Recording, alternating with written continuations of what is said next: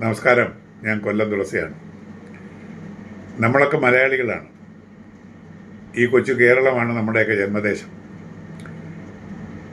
നമ്മുടെയൊക്കെ ദൈവത്തിൻ്റെ സ്വന്തം നാടാണ് ഈ കേരളം എന്നൊക്കെ നമ്മൾ അഭിമാനിച്ചിരുന്നു ഒരു കാലത്ത്. സ്വല്പം അഹങ്കരിക്കുകയും ചെയ്യുന്നു. പക്ഷേ കേരളത്തിൻ്റെ, നമ്മുടെ ഈ ജന്മനാടിൻ്റെ ഇപ്പോഴത്തെ അവസ്ഥ വളരെ ശോചനീയമാണ്. ശോചനീയമെന്ന് ഞാൻ പറഞ്ഞത് വളരെയധികം ദുഃഖകരമാണ്. നമ്മുടെ പൊതുജനസമൂഹത്തിൻ്റെയും ബാലകൗമാരങ്ങളുടെയൊക്കെ ഇപ്പോഴത്തെ അവസ്ഥ. ലഹരി ഇന്ന് അവരുടെയൊക്കെ വേണമെങ്കിൽ ഒരു ആഹാരമായി മാറിയിരിക്കുന്നു എന്ന് വേണമെങ്കിൽ പറയാം.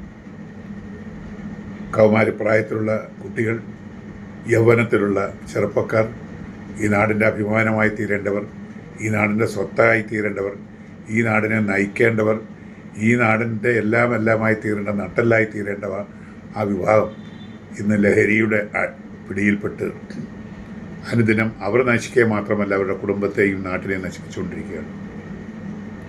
ഇതിൻ്റെ അറുതി വേണ്ടേ? ഈ ലഹരി ഉപയോഗിക്കുന്നതുകൊണ്ട് എന്താണ് നേടുന്നതെന്ന് പറഞ്ഞാൽ അവരുടെ ഒരു അബോധാവസ്ഥയിലുള്ള അവരുടെ ചിന്ത, വികലമായ ചിന്ത, വികൃതമായ ചിന്ത, വിരൂപമായ ചിന്ത ഒന്നും ഈ രാജ്യത്ത് നേടാനില്ല. അവരുടെ ജീവിതത്തിലൊന്നും നേടിക്കൊടുക്കാനാവുന്നില്ല. അവരുടെ കുടുംബത്തിലൊന്നും നേടിക്കിടാവാനില്ല. അതുകൊണ്ട് എൻ്റെ കുഞ്ഞുങ്ങളെ, എൻ്റെ കുട്ടികളെ, ഇതുപയോഗിക്കുന്ന പൊതുജനസമൂഹമേ, നിങ്ങളോട് കൈകൂപ്പി ഞാൻ അപേക്ഷിക്കുകയാണ്. ഈ ലഹരി നമുക്ക് ഉപേക്ഷിക്കാം. ദേശസ്നേഹമാകട്ടെ നമ്മുടെ ലഹരി. അച്ഛനോടും അമ്മയോടുമുള്ള സ്നേഹമായിരിക്കട്ടെ നമ്മുടെ ലഹരി. ഗുരുക്കന്മാരോടുള്ള ലഹരി ആയിരിക്കട്ടെ, സ്നേഹമായിരിക്കട്ടെ നമ്മുടെ ലഹരി.